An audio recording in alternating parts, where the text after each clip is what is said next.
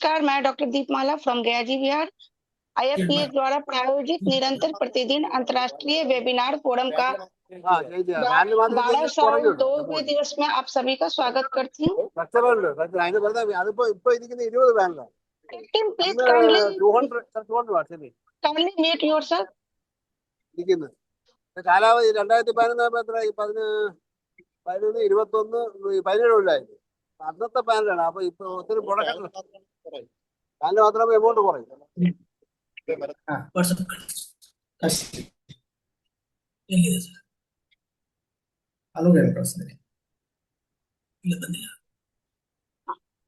आप सबों का पुनः एक बार अभिनंदन।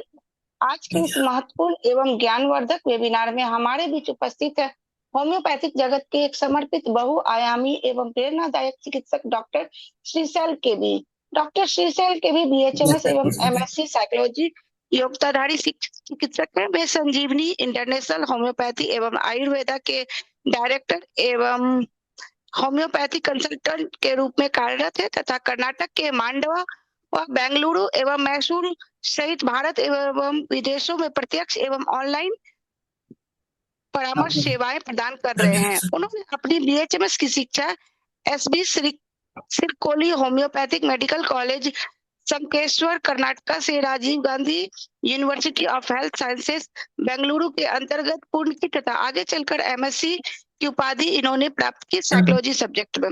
डॉक्टर श्रीशैल एक समर्पित क्लासिकल होम्योपैथ है तथा वे मिशन होम्योपैथी में मेंटर के रूप में भी सक्रिय हैं। इसके अतिरिक्त वे आदित्य होम्योपैथिक हॉस्पिटल से भी जुड़े रहे हैं तथा प्रसिद्ध चिकित्सक डॉक्टर अमर सिंह निकम के मार्गदर्शक में क्लासिकल केस मैनेजमेंट का विशेष प्रशिक्षण प्राप्त किया है। वे केवल क्लिनिकल प्रैक्टिस तक ही सीमित नहीं है बल्कि public health awareness, medical writing, health education, speaking programmes एवं social media awareness for homoeopathy जैसे क्षेत्रों में भी सक्रिय योगदान दे रहे हैं।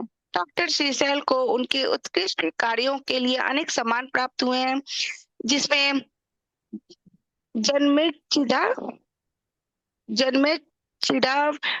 वैद्य गुरु अवार्ड तथा कन्नाडा चित्रलोका अवार्ड बेंगलुरु विशेष रूप से उल्लेखनीय है।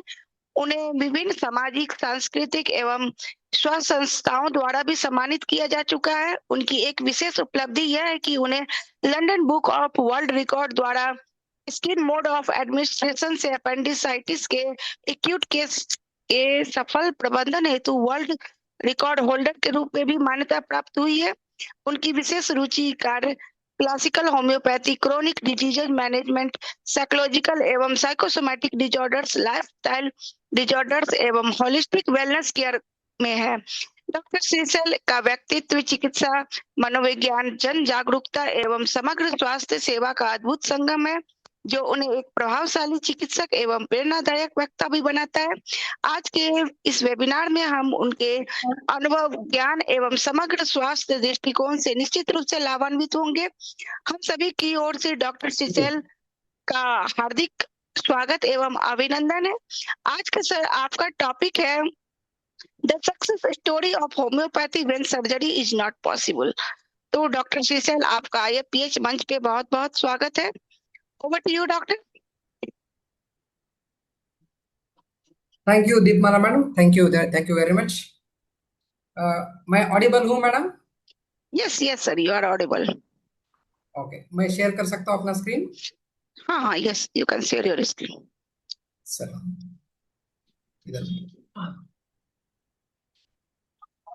International forum for homoeopathy promoting homoeopathy में आज 1202वें दिन मेरे को जो शुभ अवसर मिला है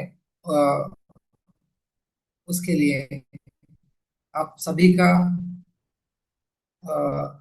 धन्यवाद व्यक्त करता हूं। और मैं आज अपना हिंदी में जो वेबिनार प्रेजेंटेशन करने जा रहा हूं, इसका मेरा पहला मकसद बता देता हूं। ये आज जो भी सेमिनार है एक पब्लिक अवेयरनेस के लिए है। जो स्टूडेंट नए होम्योपैथी को अपना रहे हैं, होम्योपैथी को सीख रहे हैं, उनके लिए एक अच्छी इंस्पिरेशन पर मैं लेके जाना चाहता हूं।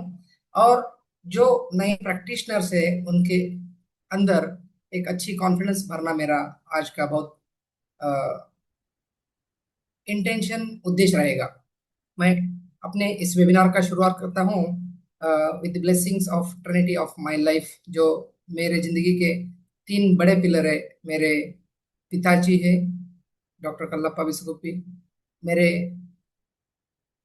होम्योपैथी के दाता है doctor Christian Samuel Frederick Samuel Hahnemann, और मेरे होम्योपैथी के गुरु है doctor Amarsingh Nikam, Aditya homeopathic hospital Pune, जहाँ से हमने आफ्टर मेरे होम्योपैथी के डिग्री के बाद जहाँ से मैंने होम्योपैथी की अच्छी ट्रेनिंग ली। तो आगे बढ़ते हैं।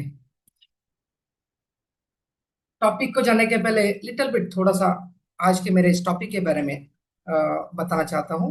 उसके पहले थोड़ी बेसिक सी, जब डॉक्टर सैमुअल हैनेमन ने पहले अपोरिज्म में लिखा the physician's high and only mission is to restore the sick to health to cure as it is termed, तो इसकी बहुत ही एक गहराई थी उनकी सोच में, जिसको उन्होंने पहले अपोरिज्म पे एक फिजिशियन का मिशन, जहाँ की एक सिक पर्सन को हम कैसे हेल्थ की तरफ लेके जाते हैं, इसके बारे में बहुत ही सिंगल लाइन में पूरा एक कर्तव्य निभाने का मकसद बता दिया सभी को।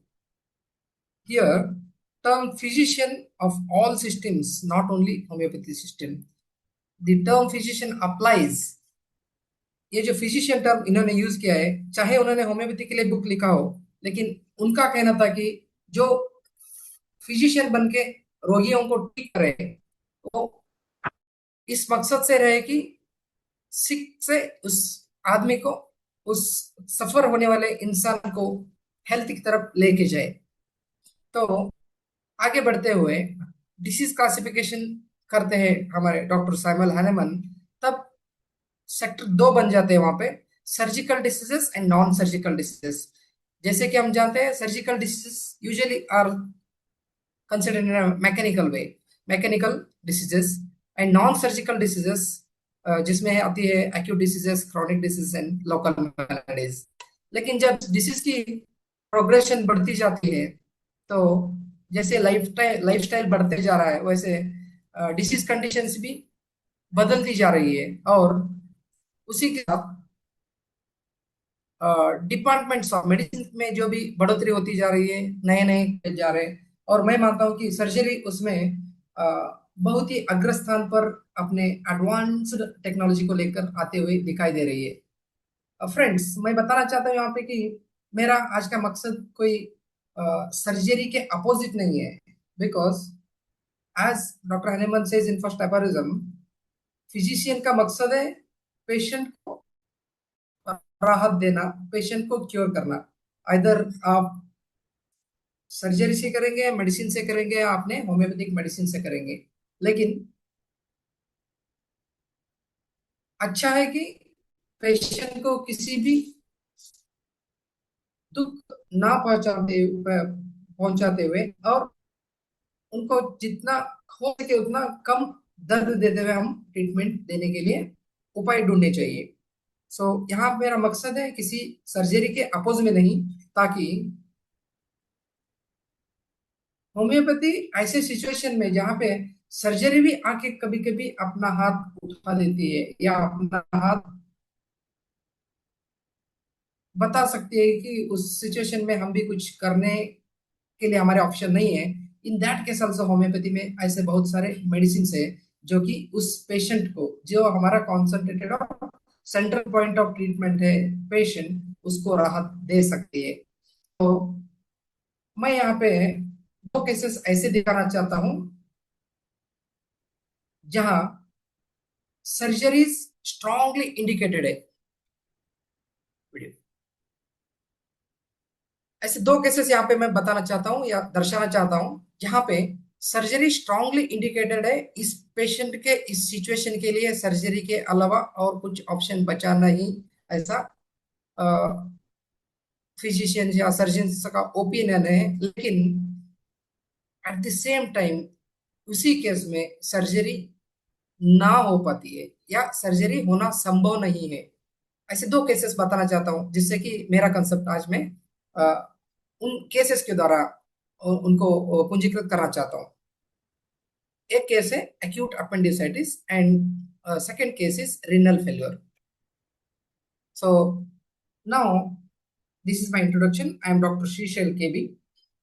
मेरा BHMS डिग्री हुआ संकेश्वर शिरकोली होम्योपैथिक मेडिकल कॉलेज से और MSc साइकिल बीजे यूनिवर्सिटी से। मैं संजीवनी इंटरनेशनल होम्योपैथी एंड आयुर्वेदा का प्रोपरेटर डायरेक्टर हूँ और मेरी wife doctor Anita SB is a co-director. She is practicing Ayurveda with me in my center. आज का मेरा टॉपिक है जब सर्जरी संभव ना हो तब होम्योपैथी की यशोगाथा।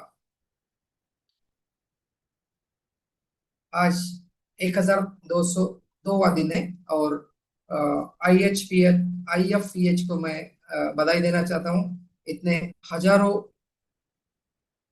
लेक्चर्स वेबिनार्स सक्सेसफुली कंडक्ट करते हुए बार बार हम जैसे इंटरेस्टेड होम्योपैथ्स को एक मौका दे रही है ताकि हम अपना नॉलेज अपना एक्सपीरियंस और एक होम्योपैथी के लिए अपना जज्बा लेकर हम जो जाना चाहते हैं उनको सब तक पहुंचाने की कोशिश IFPH कर रही है। उनका मैं तहे दिल से शुक्रवाद अदा करना चाहता हूँ। सो beyond the scalpel scope of homeopathy in surgically non feasible conditions, ये मेरा टॉपिक है। तो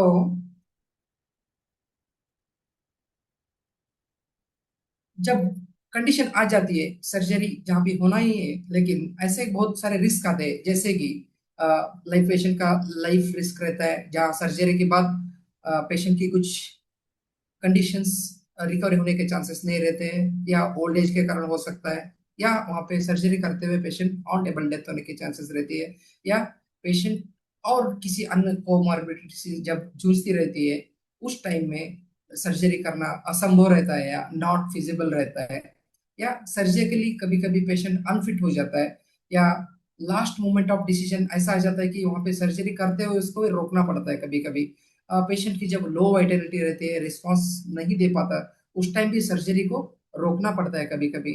और कभी कभी एनास्थेसिया का रिस्क रहता है जैसे कि कार्डियक पेशेंट्स में या हाई रिस्क कार्डियक केसेस में ये हमको देखने के लिए मिलता है या CNS डिसीज में भी ये हो सकता है। एंड पेशेंट जब अनकंट्रोल डायबिटीज होता है तो वहाँ पे सर्जरी करके जो फायदा मिलती है उससे भी ज्यादा नुकसान मिलते हैं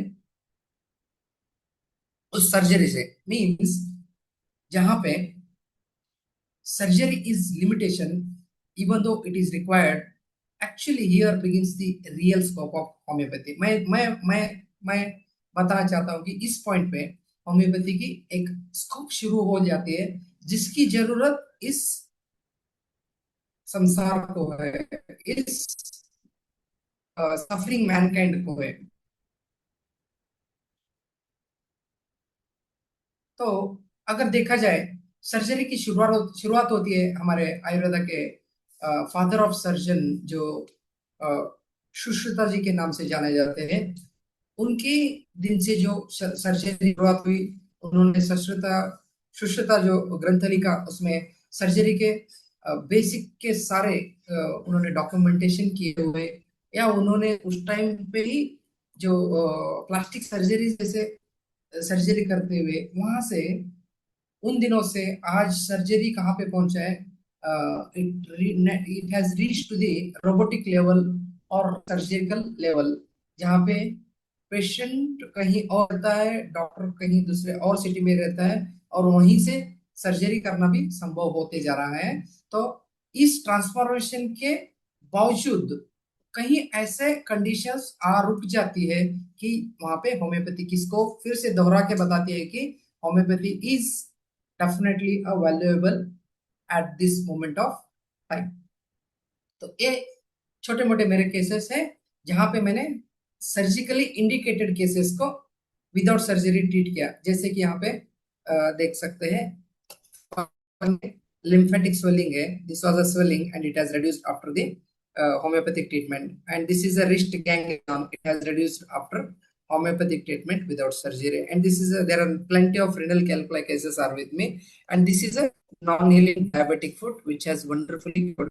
These are multiple stone from a single person, okay, treated with homeopathy. So these are day to day practice में हमको मिलने वाली केसेस है. डेफिनेटली इन केसेस में होम्योपैथी की एक अपनी ही जगह है, अपनी ही एक प्लेसमेंट आज तक हम रिपीटेडली दोहराते आते आ रहे हैं या प्रूव करते आ रहे हैं.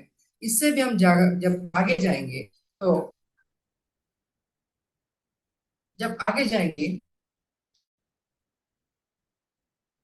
तो टिपिकली एक इंसान का स्वभाव बोल सकते हैं या उसका पहचान ना बोल सकते हैं. जब सिंपल सी दिक्कतें रहती तो उन डिसीज में जब हम अगर ग्लोरियस से भी काम करते तो उसकी पहचान उतनी अच्छी नहीं बनती जितना हम सोचते हैं. लेकिन जब चैलेंजिंग सिचुएशंस आते हैं और हम खड़े हो जाते हैं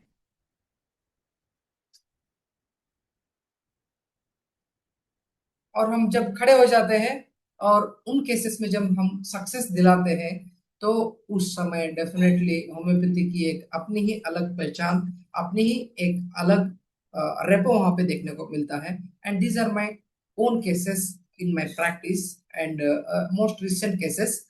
So first one case I'm going to present here. It is an acute exacerbation of or chronic appendiceal pathology. And दूसरा केस है acute on chronic renal failure with perinephric abscess secondary to ureteric calculi obstruction.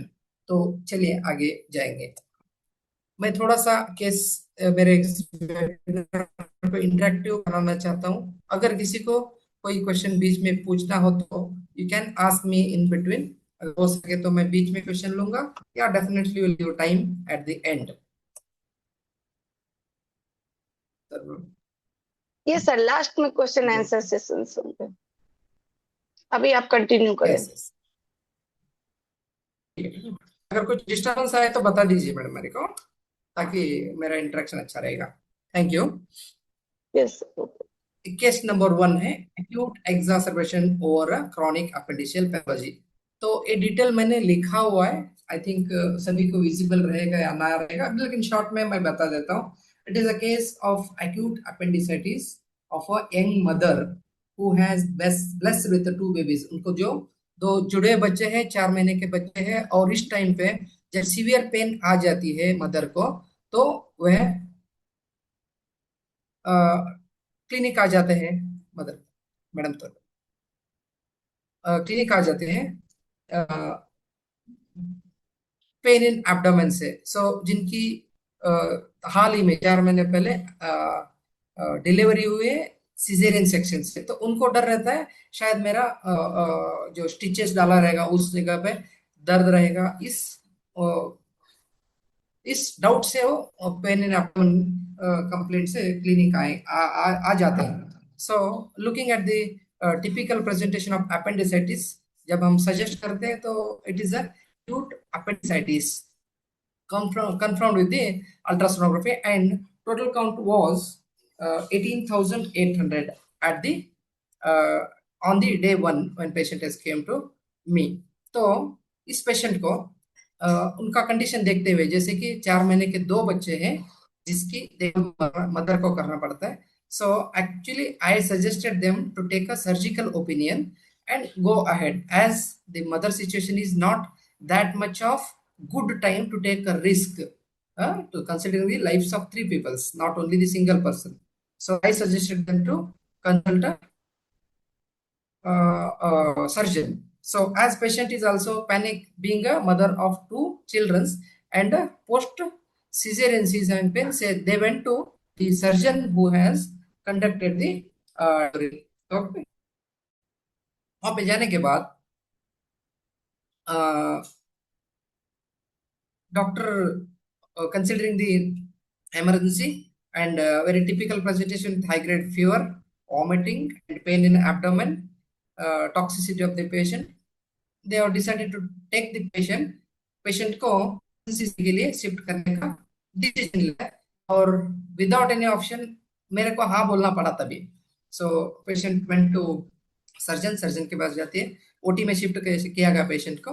सो जब surgeon abdomen incision लेते हैं, तो I think he's expert knowledge because he's one of the senior practitioner of that region.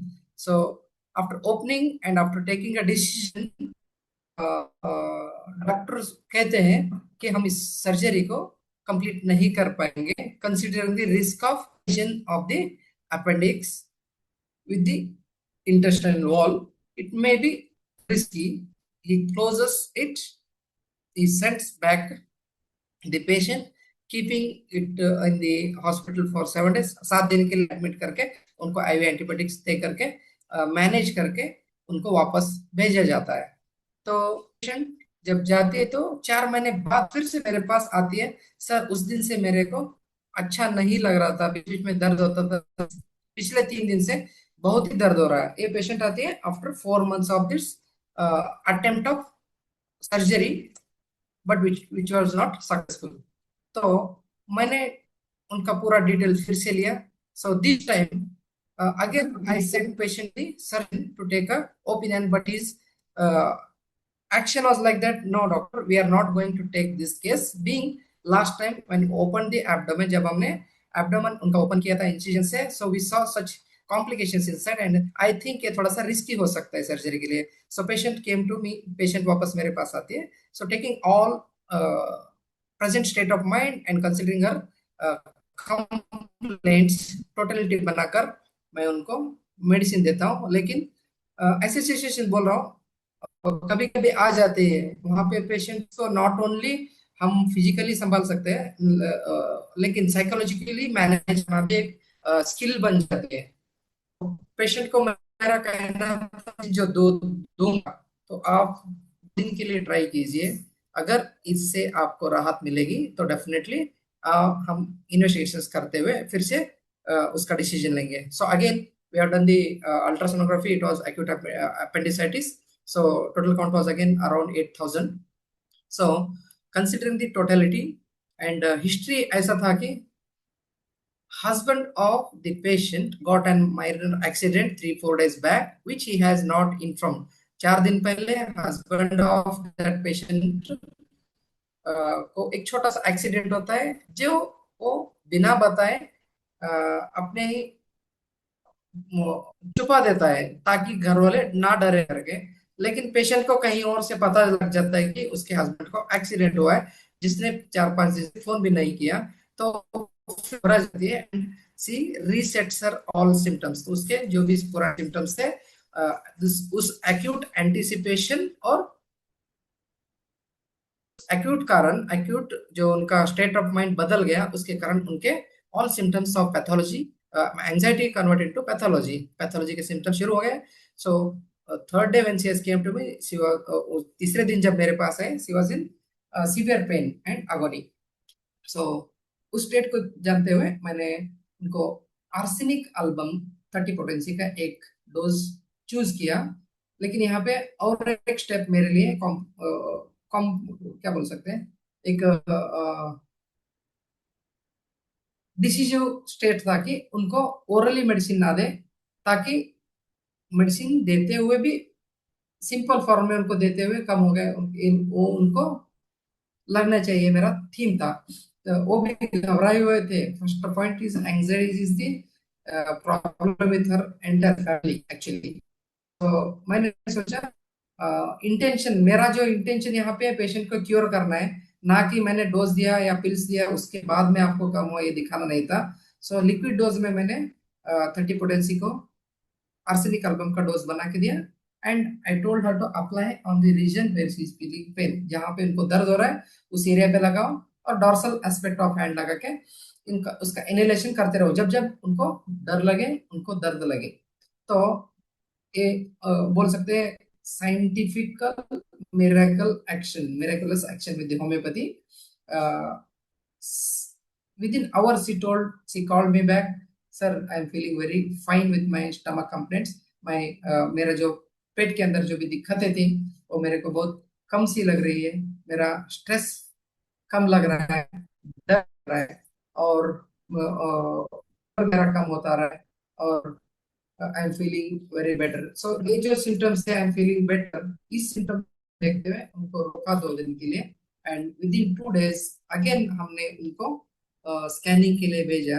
तो it was wonderful shocking for that radiologist, जिन्होंने पहले बोला था कि उनको सिटी से कंफर्मेशन कर लो या सर्जिकल ओपीनियन दे दो करके, इंटेंशनली मेरे को फोन करके बताया हुआ था। उन्होंने मेरे को बोला sir it is looking quite normal, as सिर्फ सोनोग्राफी के रिपोर्ट्स के साथ नहीं, बल्कि उसके साथ उनकी जो it is normal and I am happy with करके उनका मेरे को कॉल आया। So after that within 3-4 days patient improve very well. I think these are all reports हैं उनके, जहाँ पे 8,200 उनका टोटल काउंट था जब पेशेंट मेरे पास आया। सो after the treatment 8,000 is the total count you can see here, and these are the reports here. No significant abnormality detected, it is after the treatment। यहाँ पे डेट के साथ भी मैंने अटैच किया हुआ है।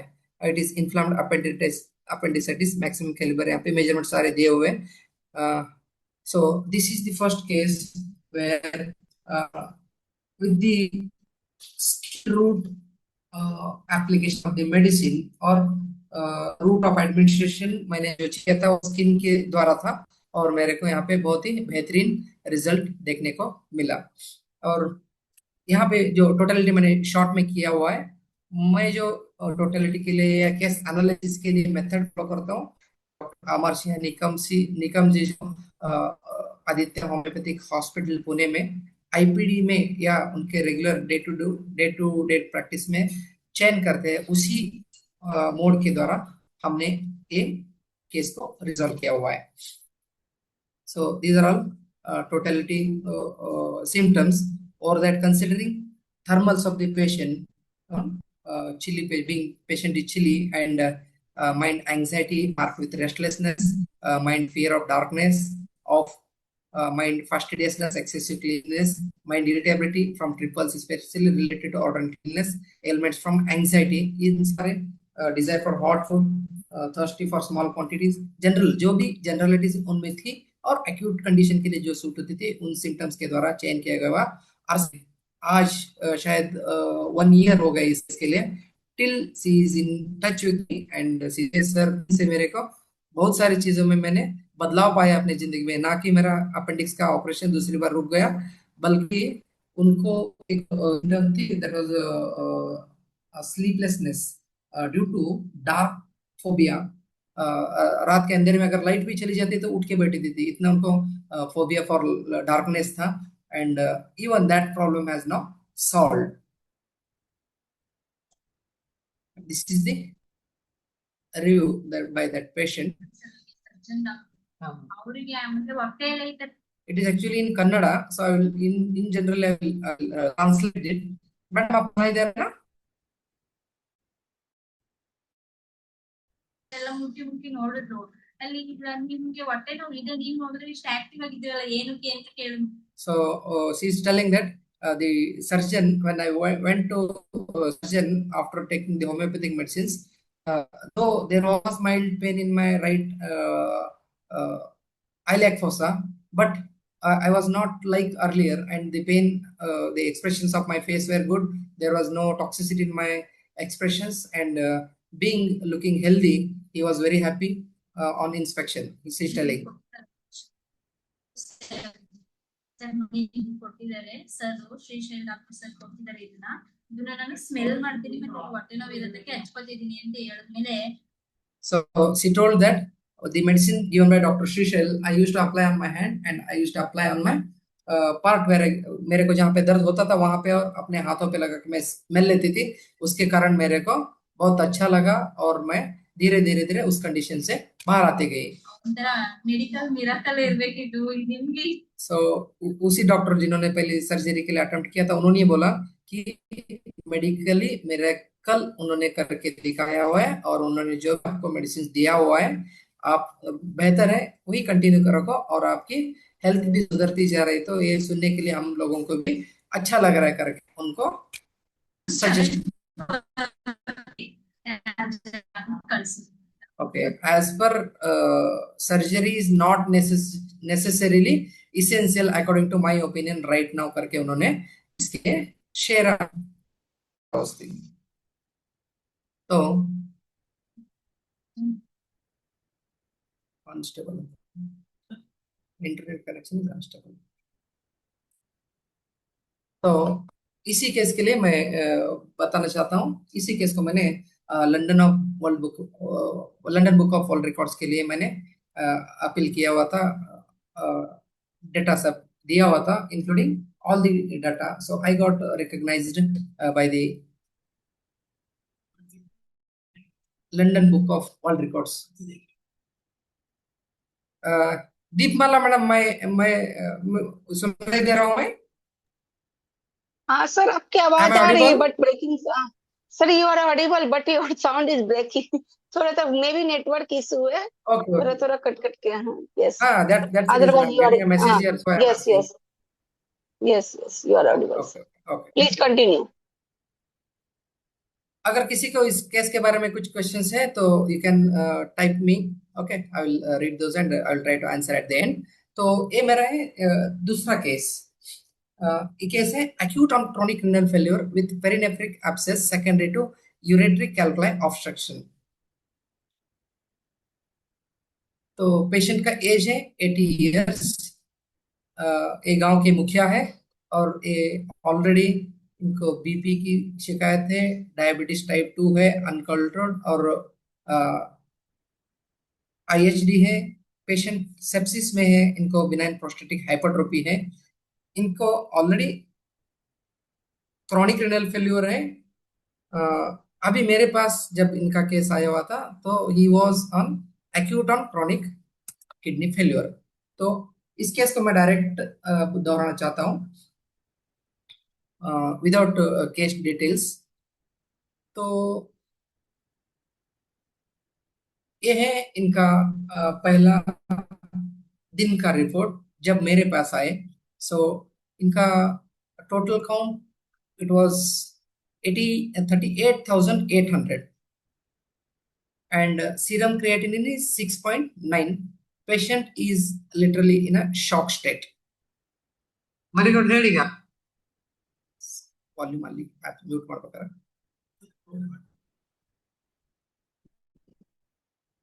जस्ट साउंड जो आ रहा है सेकेंड वीडियो का आ रहा है। So you just look at the video of first question जहाँ पे ಮ್ಯೂಟ್ ಮಾಡಬಹುದು, ಏನೇನು ವ್ಯತ್ಯಾಸ ಅನ್ಸುತ್ತೆ ಅವತ್ತಿಗೆ ಮ್ಯೂಟ್ ಮಾಡಬಹುದು ಅಲ್ಲಿ।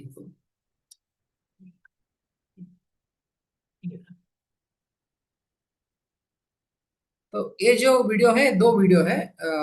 First one, it is in a shock state where patient is in volume complete mute complete ಈ ಆಡಿಯೋ ಅಲ್ಲಿ सो पहला जो वीडियो है, जस्ट जो साउंड है आप उसके तरफ ध्यान मत दीजिए, just it is the sound of second video. So पहले जो वीडियो है, is in a subconscious state where patient is just reacting in yes or no, or is just tilting his head, he is unable to express उनके जो भी बताना चाहते हो बता नहीं पा रहे। so he is in a typically toxic state with you can see the blackness or cyanotic state of the face, puffiness of the face. Patient is in a lying down position in a house.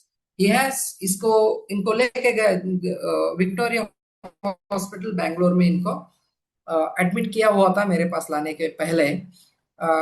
तो वहाँ के doctor के पास जब इनके रिश्तेदारों की बात हुई, उनके पोते की बात हुई, तो उनका कहना था कि इनको पेरिनेफ्रिक एब्सेस जो हुआ है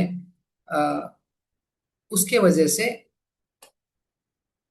बचने की संभावनाएं बहुत ही कम है। ऑलरेडी इनका एक किडनी फेल है। सो जहां जिस किडनी से आज वो बचे हुए हैं उसी किडनी में यूरेट्रिक कैल्कुलाई ऑब्स्ट्रक्शन होने के बाद वहां पे पूरा पस भरा हुआ है, के कारण पेशेंट सेप्सिस में है और इस केस को हम सर्जरी करना चाहेंगे, लेकिन उनका एज 80 कंसिडर करते हुए उसके साथ उनके जो भी सेप्सिस या पेरिनेफ्रिक एब्सेस केस में हम सर्जिकल करते हुए कभी भी पेशेंट ऑन टेबल डेथ भी हो सकती है। अगर इस स्टेट को आप एक्सेप्ट करना चाहते हैं तो हम कर सकते हैं, लेकिन फिर भी हम गारंटी इसकी नहीं दे सकते। तब उनके पोते पूछते हैं अगर कोई दूसरा आप बता सकते हैं हॉस्पिटल जहाँ पे इनको सर्जरी करें, तो उनका कहना रहता है कि आप कहीं पे भी बैंगलोर में जाओ। इट इज इम्पॉसिबल ही बोलेंगे, सिर्फ बैंगलोर में नहीं, लेकिन आप अगर दूसरे कंट्री को लेके भी जाएंगे तो भी ये केस हम संभावना कम में ही रखेंगे, ताकि गारंटी नहीं दे सकते। तो ये स्टेट बन जाती है पेशेंट के पेरेंट उनके फैमिली के लिए कि कंफ्यूज स्टेट रहता है, हम ये क्या करें इसको आगे, या उसी सर्जरी को डिपेंड करते हुए हम आगे बढ़े, या रिस्क लेते हुए हम घर लेके आए। और उनका डॉक्टर का कहना था कि जितने लोग आपके परिवार के सबको बुलाओ, जब तक उनका है जीवन तब सभी साथ में रहे और उनका हो सके उतना हेल्प करे, ये उनका कहना था। लेकिन प्रैक्टिकली हम जब उस स्टेट को आगे अपने आंखों के देखते हैं, तो ये मेडिकल साइंस के कभी भी सिचुएशन बन जाती है कि हम कैसे करके इस केस को कुछ भी करके न्याय दे न्याय दे। तो मेरे पास जब पेशेंट आए तो मैंने पूछा मेरे को ऑनलाइन पे, तो मैंने उनको वीडियो भेजने के लिए बोला, और वीडियो का एक टुकड़ा मैंने यहाँ पे यूज किया हुआ है। सो पेशेंट लिटरली मेरे पास लेके भी नहीं आ पाए, बीइंग टॉक्सिक स्टेट। उन्होंने घर पे रखे उनके सारे डिटेल्स मेरे को दिए और मैंने ट्रीटमेंट शुरू किया। ये दिन था पहला दिन मेरा ट्रीटमेंट का। सो एक केस और मेरे को दूसरी तरफ से चैलेंजिंग था। एक तो एज उनकी बहुत नॉन रिस्पॉन्सिव है, जहाँ पे हम बोल सकते हैं वाइटल जिनकी ड्रॉप डाउन हुई रहती है, वहां पे लिमिटेशंस होम्योपैथी के लिए भी आ सकती है। तो कोशिश तो करना बनता है। तो रिस्क एक्सप्लेन करते हुए मेरे रिस्क एक्सप्लेन करने के पहले पेशेंट उन्होंने ही मेरे को कंसेंट दिया था कि सर चाहे कुछ भी हो जाए हम आपके साथ है, जस्ट आप कोशिश करो, हम आपको एक एक आपकी कोशिश को हम यकीन रखते हैं, आप ट्राई कीजिए। सो ये पेशेंट ऐसा इतना थका हुआ था मेडिसिन ले करके, बीइंग आईएचडी है, उनको डायबिटीज टाइप 2 है और सेप्टिक स्टेट जब से शुरुआत हुआ है ओवरडोजेस से, he got literally hatred feeling towards the medicine. मेरे को मेडिसिन मुंह से लेना नहीं है, वो जस्ट छिड़काते थे, बात भी नहीं कर पाते, लेकिन he is not allowing the medicine to enter into in his mouth.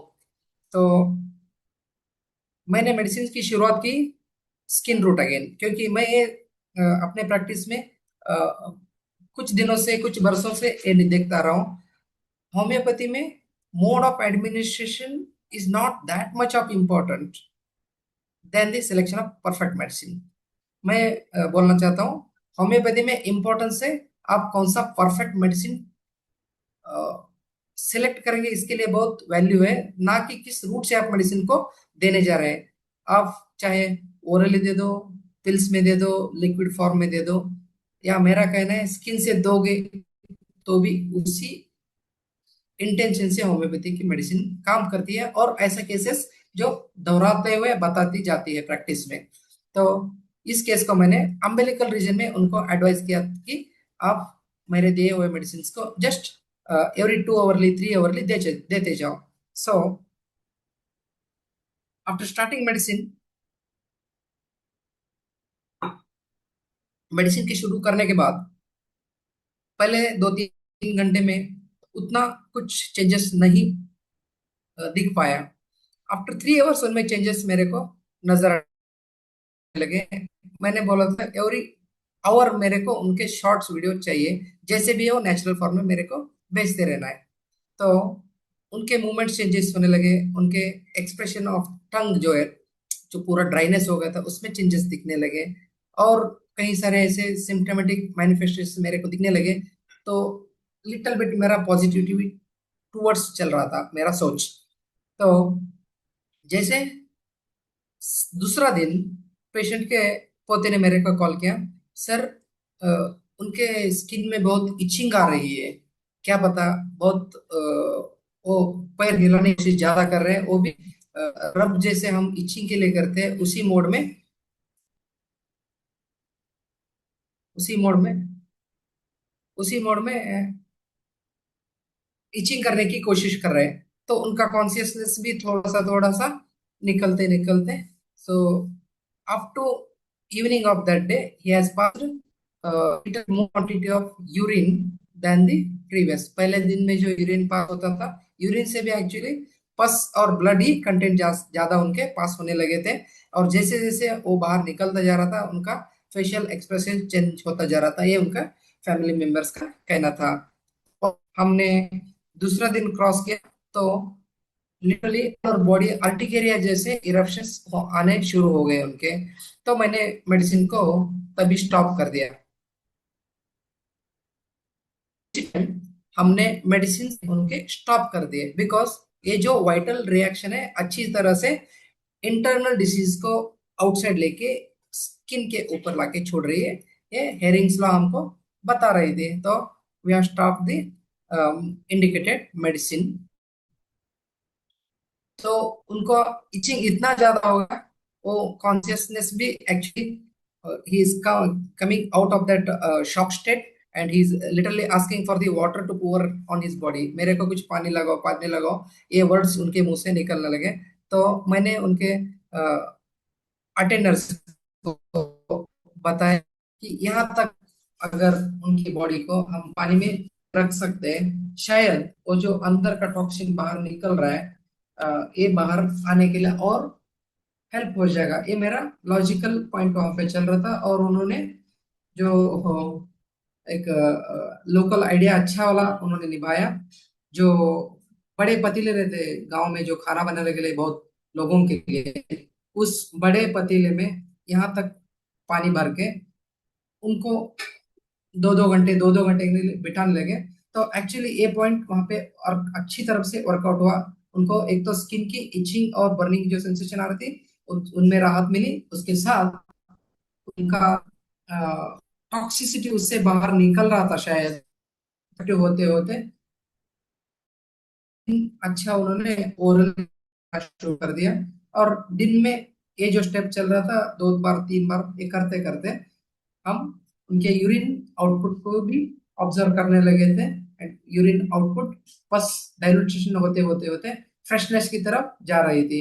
और 17वां दिन पेशेंट जब मेरे क्लिनिक में खुद आने का अपना इच्छा जताया, तो पेशेंट का मैंने उस दिन वीडियो बनाया हुआ है, ये दूसरा वीडियो।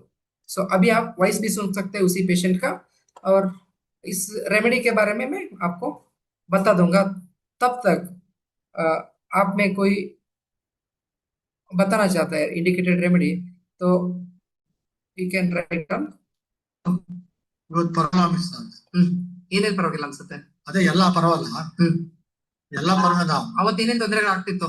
ಅವತ್ತು ನೋವು ಇತ್ತು.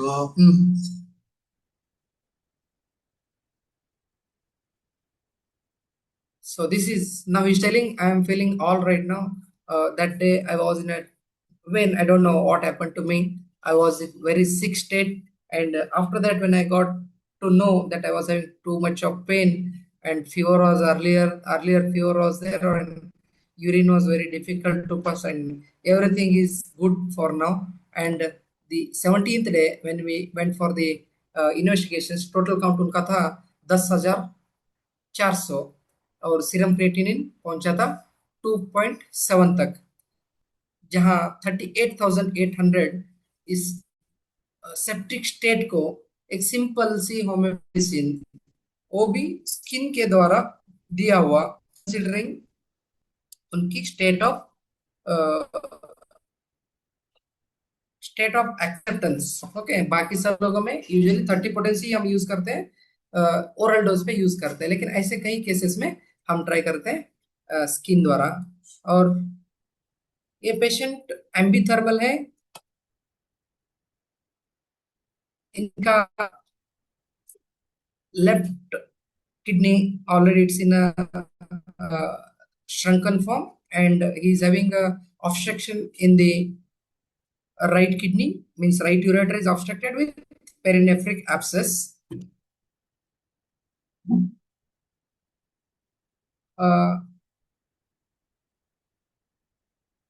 डॉक्टर राम परवेश जी ने जिंकम मेट के में मेंशन किया हुआ है। सिमिलर स्टेट है सर जी, लेकिन पैथोलॉजी जो है ना, it's too aggressive compare to zincum. Zincum में जितनी एग्रेशन नहीं मिलती, उससे भी बहुत ही एग्रेशन में की, बिकॉज 38,000 जब टोटलिटी रहेगी, शायद आप सोच सकते हैं कि पेशेंट की सिचुएशन चिल्स कितने बार आते रहेंगे, कितनी बार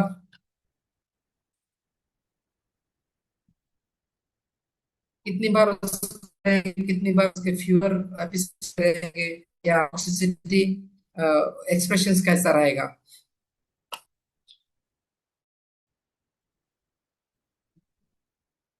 और कोई ट्राई करना चाहता है? सो इनका हिस्ट्री है, जब गांव के मुखिया है, के दौर थे, एक सेटअप बोलता हूँ मैं, साइकोलॉजिकल सेटबैक बोल देता हूँ, ताकि और आपको आप रेमेडी के नजदीक जा सकते हैं। इलेक्शन का मामला है, इलेक्शन खत्म हुआ है, तो ये जब मुखिया थे तो गांव के बहुत सारे लोग इनके फॉलोअर्स थे। तो उनको यकीन रखते हुए इन्होंने किसी को वादा किया कि हम इस चुनाव में आपको हमारे गांव की तरफ से इतने वोट दे सकते हैं। लेकिन होता अलग है, पैसों के सामने आए वाले भी आजकल अपना राय बदल देते हैं। से इनको सोशल होता है किया था, इनको सपोर्ट नहीं कर पाते। वो सारे कहते हैं कि उन्होंने मेरे को अन्याय किया। ये सारी चीजें बाद में बताया मेरे को, कि मेरे को ऐसा लगा था। मैं शॉर्ट हिस्ट्री मैंने उनके पेरेंट्स से लिया था। तो उस दिन उन सारे गांव के सामने इनकी बेइज्जती की जाती है, जिन्होंने इस उस इलेक्शन में खड़ा हुए थे आदमी, जो गिर जाते हैं इलेक्शन में। वो आदमी आके, तुमने मेरे को वचन कुछ और दिया था, और मेरे को जो वचन को आप पाल नहीं पाए करके, उस गांव के सामने, गांव के लोगों के सामने इनका अवमान किया जाता है। तो इनको दिल को लग जाते हैं। उस दिन जो घर के अंदर ये चले जाते हैं, robust person, very dominant person, very social person, very principle oriented person, ऐसे स्टक हो जाते हैं कि जिंदगी में कभी उन्होंने ऐसा सोचा भी नहीं रहेगा कि मेरी जिंदगी का ये बहुत बुरा दिन रहेगा। तो वो समझ लेते हैं कि लोगों ने मेरे को डिसेप्शन दिया, लेकिन मेरी गलती इसमें मेरी नहीं है, उनकी सोच की गलत है, उनके पैसों की लालच है। लेकिन उन्होंने जो मेरे को लोगों के सामने बता दिया, बहुत दर्द अभी भी सहन नहीं कर पा रहे ऐसे डिसीज प्रोग्रेशन के बीच में उनको घर वालों को बता रहते थे। और ग्रेजुअली प्रोग्रेशन होते होते होते एक स्टेज जब आती है, तो इनको एम्बुलेंस एम्बुलेंस ले जाने की जरूरत जब हो जाती है, तो सीधा साधा बोल देते हैं उनके घर वालों को कि गांव में एम्बुलेंस नहीं आना चाहिए, चाहे आप बिठा लीजिए, बाहर जाके मेरे को एम्बुलेंस बिठाइए। गांव वाले फिर से दोहराना चाहिए, नहीं चाहिए कि मैंने गांव को आया इसलिए उसकी तबीयत बिगड़ गई, देखो आज वो कैसे झेल रहा है, उसको अपनी करने की आज भुगतना पड़ रहा है। ऐसे ये शब्द मेरे को सुनना नहीं इन गांव वालों से। इसलिए किसी को ना बताओ कि मैं बीमार हूँ, किसी को ना बताओ कि मैं इस हालत में हूँ। तो गांव से बाहर जाकर एम्बुलेंस, और जब वापस आते हॉस्पिटल से रिजेक्शन होके, तब इनका कहना रहता है किसी को हाथ हिलाते हुए, किसी को ना बुलाओ, किसी को ना बताओ कि मैं घर पे हूँ। तो ये स्टेट ऑफ माइंड जो है स्टिफ होकर उस आदमी में जब तक रहती है पैथोलॉजी, तब तक कम होती नहीं है। तो मैंने इनको जब मेडिसिन दिया, ग्रेजुअली जब इम्प्रूवमेंट होते रहे, होने के बाद शायद 3 महीने बाद इन्होंने एक डिसीजन लिया, सर मैं बाइक ले रहा हूँ। फिर उन्होंने मेरे को उस बाइक लेने के बाद मेरे क्लिनिक में उसी बाइक पे आने आ करके स्वीट दिया। नहीं, बल्कि जिस दिन उन्होंने बाइक लिया उसी दिन अपने पोते को अपने बाइक के पीछे बिठाकर पूरा गांव एक उन्होंने राउंड मारा। उसका एक ही मकसद था कि गांव वालों को बताना कि मैं अभी भी जिंदा हूं, मेरी गलती, मैं कुछ भी नहीं थी, और भगवान ने मेरे को इस सिचुएशन में भी बचा लिया, देखो करके उनको प्रूव करना था। That was a grief inside his mind. So Ramesh, sorry, Ram Parvesh ji ने अभी लाइकोपोडियम टुवर्ड्स टर्न लिया है। सही है, आप नजदीक है और थोड़ा सा जरूरत है उनके मायाजम को देखते हुए। एम्फीथर्मल्स वो भी सही है लाइकोपोडियम के लिए, लेकिन निडर है, एक पॉइंट ऑब्जर्व करने की जरूरत है। लाइकोपोडियम डर ज्यादा है, दिखाता है स्ट्रांग हो लेकिन अंदर से डरता है। स्टाफिसियाग्रिया हरिनारायण सर जी ने बताया है स्टाफिसियाग्रिया, लेकिन पैथोलॉजी उतनी डीप नहीं रहेगी कि 38,800 तक उस उनकी टोटल काउंट लेके जाए। ये तो सिफिलिटिक माइजम में आती है सिचुएशन है। तो और कोई प्रयास? मैंने मेडिसिन का नाम मैं दोहरा देता हूँ। सर, मैंने इनको चूज किया, मर्क आयोडम फ्लेवम। मर्क आयोडम फ्लेवम। तो मर्क अच्छे अच्छे हैं, वो सोशल रहता है, सोशल इनजस्टिस के बारे में सोचता है, सोसाइटी के लिए खड़ा हो जाता है, सोसाइटी के लिए बहुत साला झेलता है, झेलता है।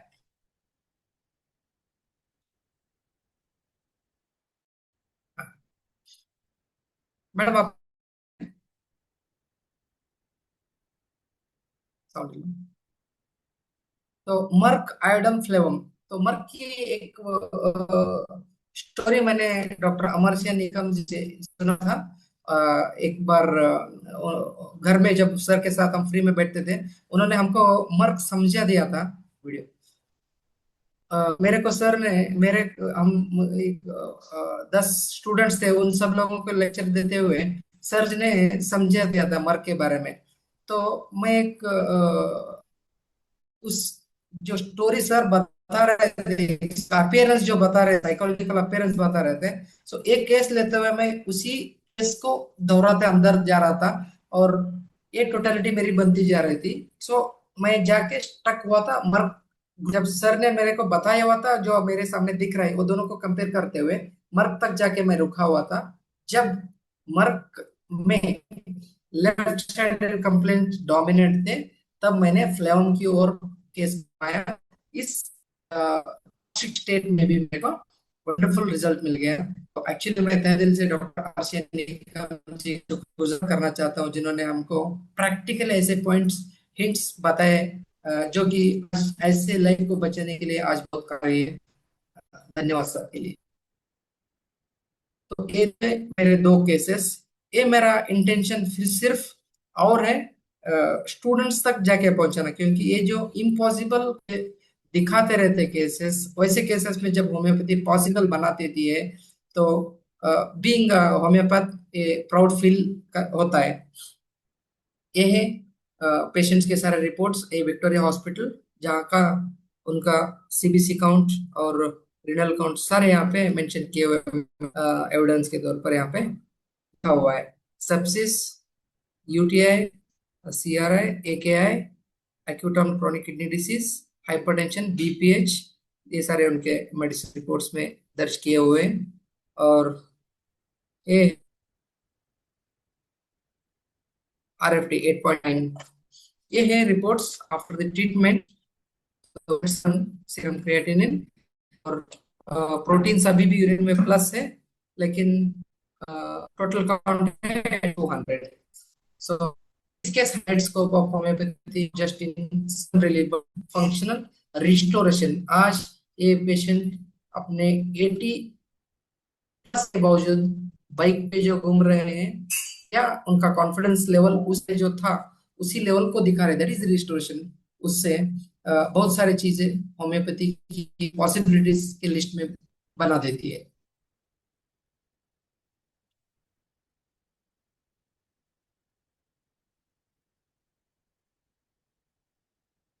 beyond the surgery does not mean against surgery. It means exploring every possible path of healing for the patient. Surgery के बाद हम योरी केस में ऐसे नहीं कर सकते, लेकिन जब जब मौका है डेफिनेटली होम्योपैथी कर दिखाता है। कोशिश दिल से करना है, कोशिश हनीमन जी के प्रिंसिपल से करना है, कोशिश सिखाए हुए गुरु जी के मार्ग से करना है। तो आप सभी का धन्यवाद जिन्होंने शांति से मेरा वेबिनार सुन लिया। आपको कुछ भी अपडेट्स देने हैं या कुछ भी क्वेश्चंस रहेंगे फिर भी, तो ये मेरा नंबर है 7829895804। आप इसके ऊपर मेरे को व्हाट्सएप कर सकते हैं। Thank you. Thank you sir, बहुत ही अच्छा आपने सेशन लिया और दोनों जो केसेस आपने बहुत ही डीपली एक्सप्लेन किया, क्वेश्चन आंसर भी सर ने आप पे कमेंट भी किए। अब हमारे पास ज्यादा टाइम तो नहीं, कितनी एक अच्छा कांटेक्ट नंबर सर ने मांगा है। सर आप अपने चैट बॉक्स में आप अपना कांटेक्ट नंबर दे दें। यस, ये मेरा नंबर है और मैंने 7829895804 ये मेरा नंबर है, मैंने चैट बॉक्स में डाला हुआ है। 7829895804 my number.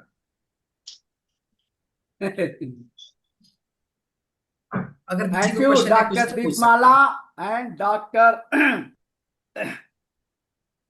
Doctor Shrishail, doctor Shrishail sir ने बहुत ही खूबसूरती से केस को एक्सप्लेन किया है, बहुत ही अच्छे से। बहुत अच्छा आपने बताया केस का जो है, लेकिन एक चीज था कि आपने एक्सटर्नल यूज किया है ना, एक्सटर्नल एप्लीकेशन मेडिसिन को दिए। तो खैर अलग अलग तरीका है। डॉक्टर सानी सर हेयर ट्रांसप्लांट करते हैं, आप जो है एक्सटर्नल एप्लीकेशन करते हैं, है ना। ये कितना जो है तो बहुत अच्छा लगा आपका केस जो है। लेकिन दूसरा केस था उसका वाइटलिटी बहुत डिरेंज था, है ना, वाइटल पे उसको एग्रावेशन करना था।